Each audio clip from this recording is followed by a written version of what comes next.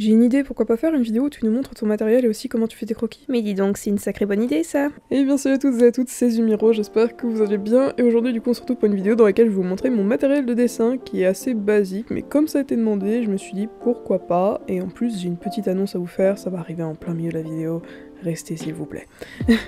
Alors pour commencer, nous avons ma tablette graphique qui est une Huion Canvas Pro 13, donc je pense que c'est une bonne tablette en vrai pour débuter avec écran. Ensuite, en termes de logiciel de dessin, j'utilise Clip Studio Paint, hein, la base des bases finalement. Bien entendu, si vous pensez que Clip Studio Paint n'est pas fait pour vous, vous pouvez toujours vous rabattre sur Krita ou Pen Toolsai.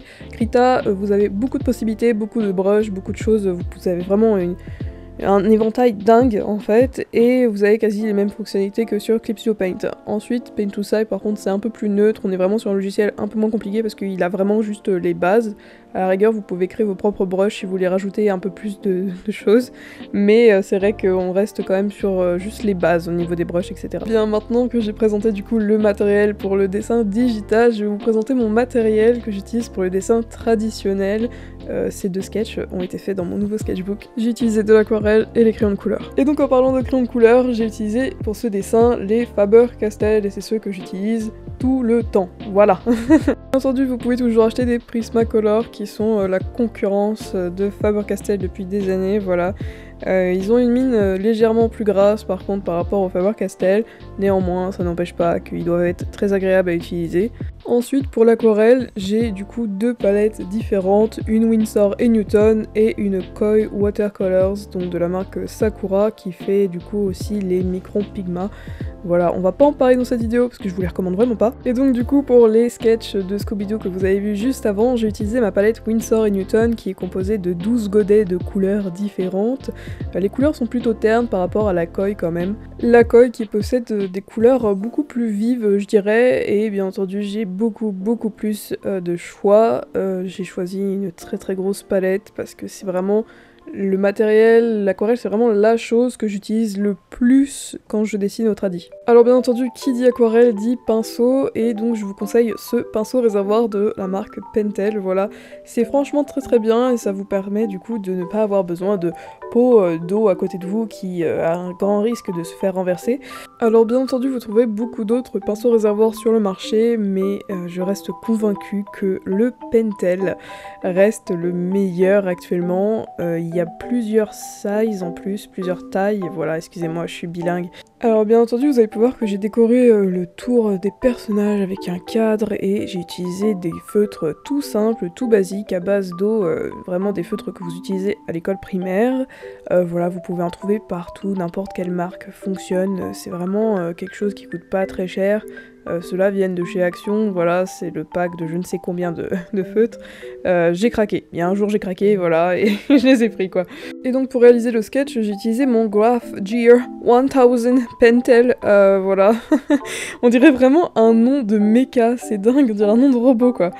Alors toujours est-il que ce critérium a quand même un coût, hein, voilà, 12 balles, ça fait cher quand même pour un critérium, donc ne reniez pas les critériums de base que vous trouvez dans votre trousse, parce qu'il fait exactement le même taf, hein, vraiment c'est juste une question d'esthétisme et de poids aussi dans la main, mais c'est vraiment rien, enfin voilà, vous pouvez continuer avec vos critériums à 2 € quoi. S'ensuit ensuite les feutres marqueurs à alcool bien entendu. Alors j'ai vraiment pas tellement de marques à vous conseiller, mais je vous avoue que si vous êtes débutant, ne vous ruinez pas à acheter des pro marqueurs, merci. Ça ne sert vraiment à rien, achetez plutôt des OUU, des graphites, ou encore tout simplement les brushes marqueurs à alcool de chez Action. Ils font très bien l'affaire, je les ai limite presque tous de ceux de chez Action.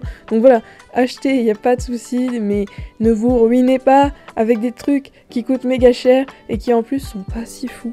Je suis désolée, moi les pro marqueurs j'aime pas du tout. Hey, c'est moi la pub! Je te coupe en plein milieu de cette vidéo pour te dire que j'ai ouvert des commissions. Et oui, c'était ça l'annonce les amis, donc n'hésitez pas à aller sur Instagram pour voir les modalités, et bonne fin de vidéo. Alors sur mes lives TikTok, on me voit souvent faire mes sketchs avec ces crayons là, donc ce sont les Perfecto de chez Action, voilà, c'est des stylos billes avec du coup une encre colorée, c'est sympa, ça rajoute du fun, du peps. Donc parfois quand le sketch est fini, j'encre mes dessins, et je dis bien parfois parce que c'est pas très souvent, mais du coup j'utilise ce set de Faber-Castell ton sépia et le set de couleur noire. Vous avez la possibilité d'acheter les brushes Faber-Castell à l'unité, donc c'est super cool si vous avez envie de plus de couleurs. Mais si vous avez un peu plus les moyens, je vous conseille d'acheter les Staedtler car vraiment ils ne bavent pas, ils peuvent rester plus de 10 heures avec le bouchon ouvert sans que ça ne sèche. Et franchement, ils sont vraiment beaucoup mieux en termes de qualité, c'est dingue. Mais il faut y mettre le prix, certes, c'est vrai. Et donc, une fois que le dessin est fini, j'aime beaucoup rajouter des petits points de lumière et je le fais avec les Uniball Signaux. Donc, il y a plusieurs couleurs. J'ai pas tout, il me semble pas, mais voilà celle que je possède en tout cas. Et donc dernière chose à vous présenter, c'est du coup les sketchbooks que j'utilise et en ce moment, d'ailleurs ça fait quelques mois que ça n'a pas changé, j'ai toujours utilisé les Art Creation, donc il y a différentes tailles comme vous pouvez le voir, vous avez même vraiment des tailles carrées et toutes petites, donc voilà, c'est vraiment très bien niveau rapport qualité-prix, je dirais que c'est vraiment les Moleskine du pauvre et c'est parfait en fait. Bon, et bien voilà qui conclut cette vidéo, j'espère que cette vidéo vous aura plu et qu'elle vous aura été utile surtout et que du coup vous aurez trouvé du matériel qui pourrait potentiellement vous intéresser.